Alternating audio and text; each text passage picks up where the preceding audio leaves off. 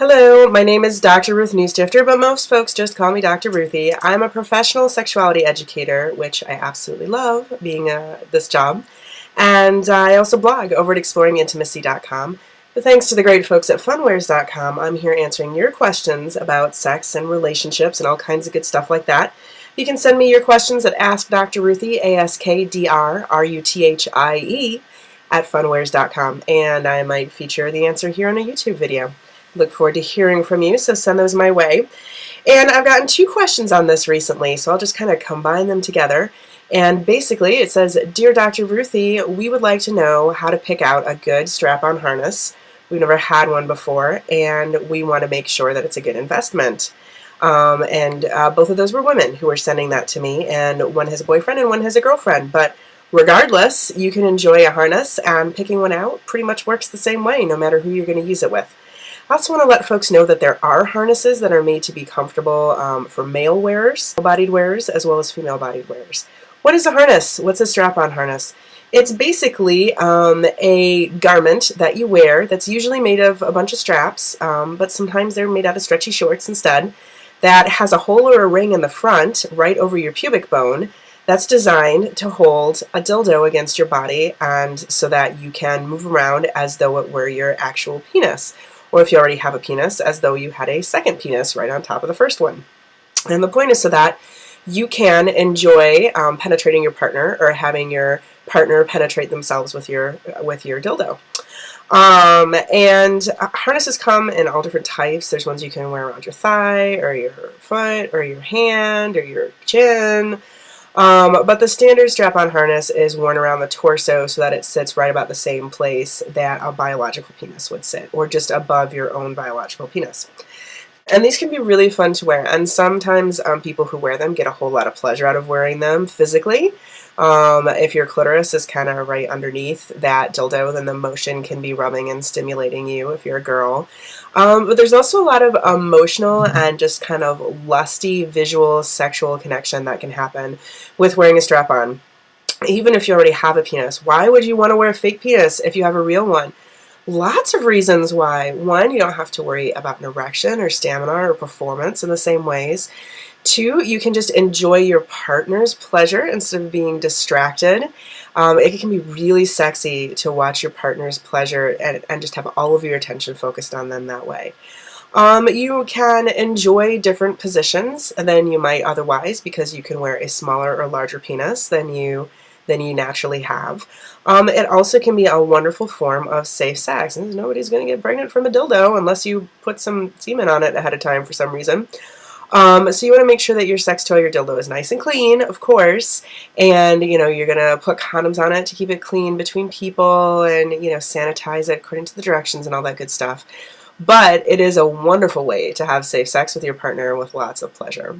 So all kinds of good reasons. Even if you already have a penis, why not have a second one? Do all sorts of fun stuff. Okay, so how to pick out a good harness. Whether you're male or female, and most harnesses, by the way, are designed to be worn by women, but like I said, there are some designed to be worn by both, or by male-bodied people. You're going to want to wear it low on the hips. So the waistband of a harness does not go around your natural waist. It doesn't necessarily go around the narrowest part of your torso. It goes a little bit lower on the hips, generally speaking. Now, women who have that real pear shape, that real full rear and hips, and a real narrow waist, may find that the straps naturally gravitate up to that narrow part of the waist. And ladies, if that's your body type, you know it. You know that happens all the time with thong underwear and whatever it is. Everything ends up hiking up that way. But generally speaking, what we do is we measure around the hips, the widest part of the hips, and that is kind of where, like low-rise pants, real low-rise ones, are kind of low-slung type clothing. That's where we're wearing the waistband of the harness. So when you look at the measurements to pick one that fits, remember that you're measuring lower like that. And harnesses should be pretty adjustable, but if you're between sizes, that could be very important to know. So you want a harness that is going to wear around your hips like that, or a little up, if you need to, because your body build. You want it to be stable, comfortable, attractive, and it fits your size of dildo and cleaning needs, okay? So stable. Harnesses come usually in one of two different ways. They either have an interchangeable ring in the front that slides over the dildo like a cock ring, or they have a hole cut in the fabric. The interchangeable ring lets you wear a wider variety of thicknesses of dildos in your harness. And it's convenient and easy to use and what a lot of people start with. However, the ones that are like a hole in the fabric in the front tend to be a little bit more stable. So it does not mean that it's necessarily going to be unstable with a ring in the front, but you're going to want to make sure that there's a lot of straps leading to that ring, that it's got really good support, 3 or 4 straps, not just 2 or a real wobbly looking 3. So stability is an important factor. So you want something that looks substantial and really straps around you and adjusts well. You want something comfortable. So think about your body build and think about the material of whatever this harness is made out of and see what's going to be comfortable on your body. If you have really, really wide hips and you are more comfortable with a thong back, look for that style. If you don't want anything up your crack and you want it more like a jockstrap style that goes under the butt cheeks and the back straps, look at that. Make sure everything is really adjustable. If you buy something made out of leather or rubber, you want to make sure that it's nice and soft on the skin.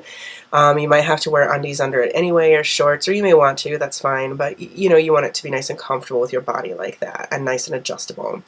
You want to be attractive. If it doesn't feel sexy to wear, it's not going to feel so sexy to use. So look around at ones that look attractive to you.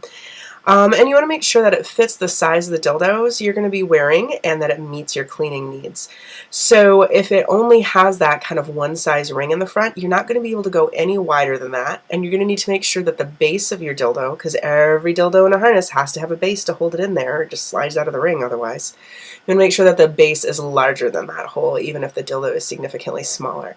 So some people really do like that convenience of the interchangeable rings, and other people say, you know what, this gives me enough for a variety of sizes that I'll be fine. Maybe you want to own more than one harness. There's nothing wrong with that either. You also want to make sure that it fits your cleaning needs. If you're wearing a leather harness that you can't wash it, you want to make sure you're only using it with one person, or you can hang it out in the sunlight to kind of clean out for a month or so in between uses. And even then it's going to be difficult to clean because leather is porous, right? If you wear it on your body and it's real leather, you can't just scrub it or wash it or spray it down with some sort of disinfectant spray. That's not going to work because the material is porous. So a sealed leather, a rubber harness can be really easy for cleaning, or some kind of fabric that you can toss in the wash. That's useful. Yes, so stability, comfort, attractiveness, fits the size of the dildo you want to wear and fits your cleaning needs. And take a little time to look at different ones. If you live near somebody or some store where you can try some on, definitely get a feel for what you can strut around in. Some people even make their own out of bondage rope, and that can be a lot of fun too, although not as convenient as just tying on a strap-on harness that you have purchased. I'm Dr. Ruthie, and I hope that this helps you to pick out a harness that works for you and your body and your sweeties' bodies. And thanks to PhoneWares.com for making this video possible, and I will see you at the next video. Thanks!